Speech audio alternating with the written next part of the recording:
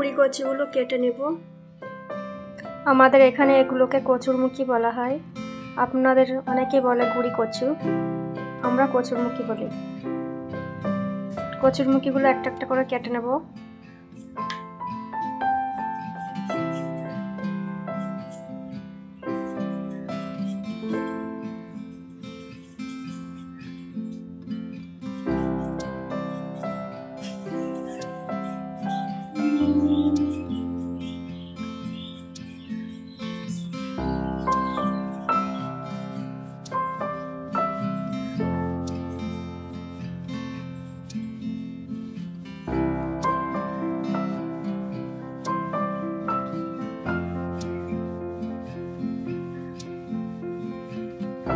পরিষ্কার করে কেটে নিয়েছি।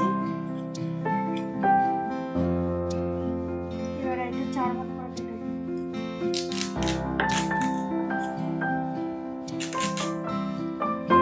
এই যে 4 ভাগ করে কেটে নিয়েছি। এবার একটা একটা করে সব কটা কেটে নেব। আমি একইভাবে আর একটা কেটে নিলাম।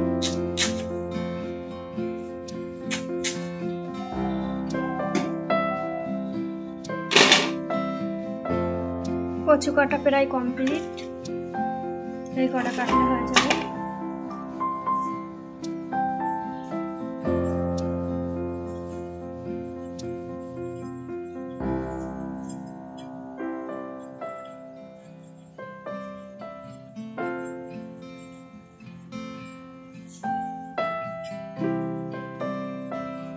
ছোটগুলো আর কাটবো না, এবার গোটা গোটা থাকবে। কচুর মুখগুলো কেটে নিয়েছি, এবারে মশলাগুলো কেটে নেব। কড়া গরম হয়ে গেছে, দিয়ে দেবো পরিমাণ মতো সরিষার তেল।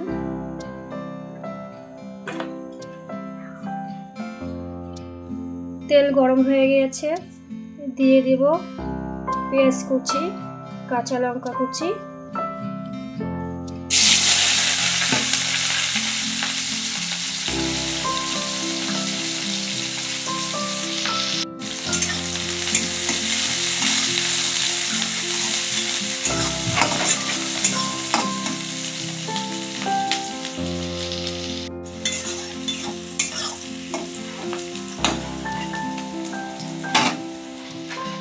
এখন দিয়ে দেব আদা রসুনের পেস্ট।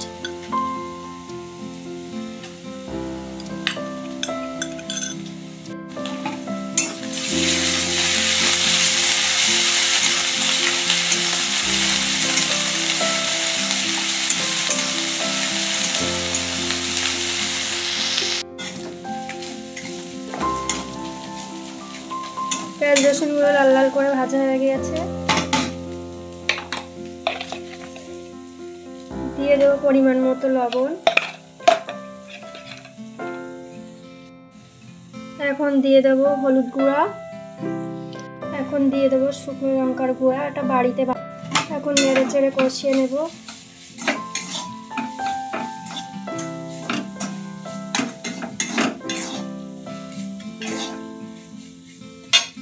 এখন দিয়ে দেবো একটু পরিমাণ মতো জল, দিয়ে কষিয়ে নেব।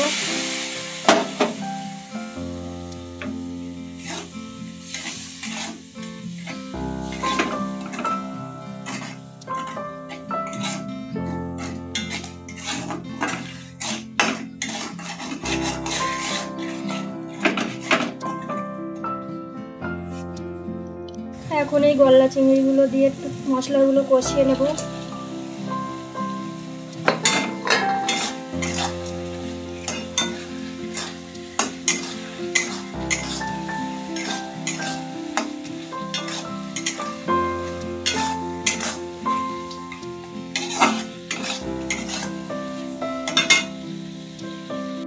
মাছগুলো এখন কষানো হয়ে গেছে, মশলা থেকে তেল ছেড়ে গেছে। এবার দিয়ে দেবো কচুরমুখী।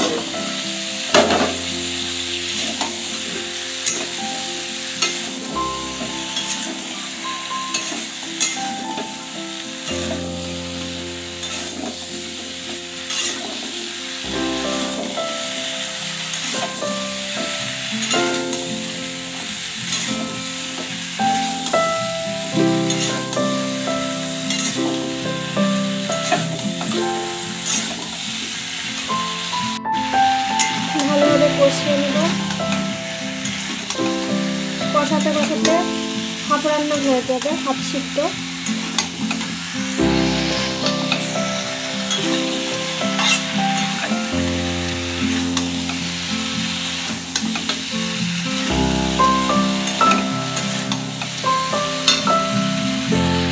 এখন দিয়ে দেবো অল্প একটু জল কষানোর জন্য।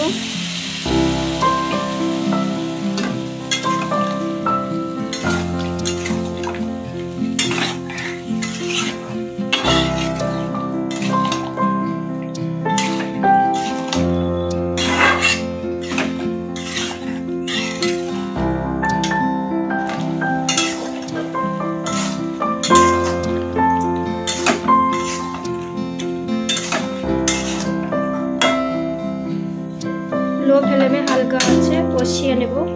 কষাতে কষাতে হাফ রান্না হয়ে যাবে। মিনিটের জন্য একটু ঢেকে দেব।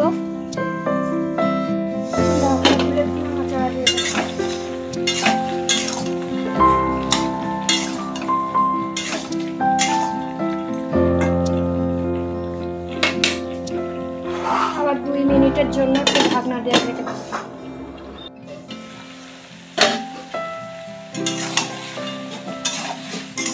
এবার একটু কষিয়ে নিয়ে তারপর দিয়ে দেবো জল।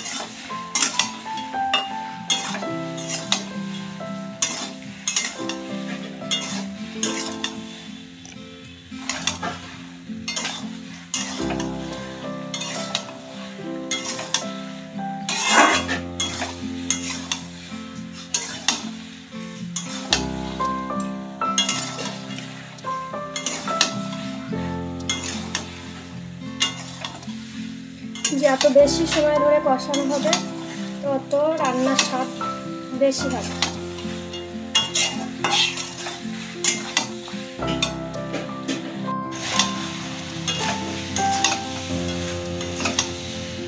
আমার কষানো শেষ পর্যায়ে এসে গেছে।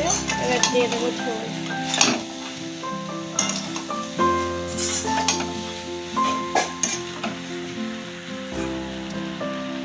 ঝোলের জন্য পানি দিয়ে দিলাম।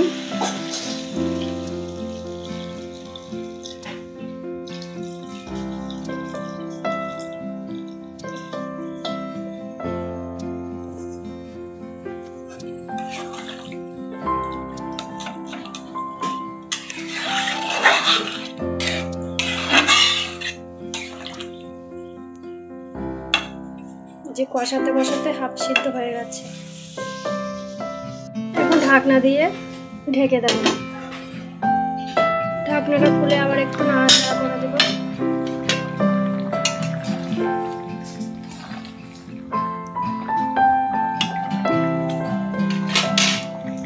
আর একটু ঢেকে দেব।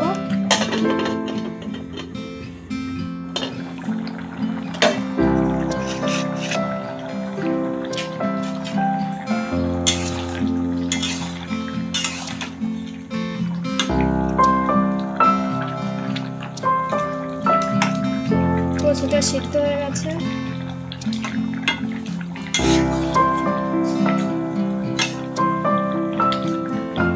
এখন জিরা ধনিয়ার গুঁড়া দিয়ে নামিয়ে ঢাকনা দিয়ে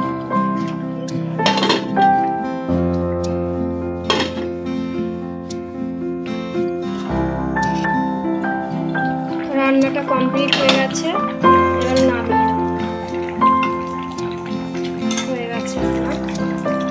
ভিডিওটি কেমন লাগলো কমেন্ট করে জানাবেন। ভিডিওটি যদি ভালো লাগে লাইক কমেন্ট শেয়ার, চ্যানেলটি অবশ্যই সাবস্ক্রাইব করে পাশে থাকবেন।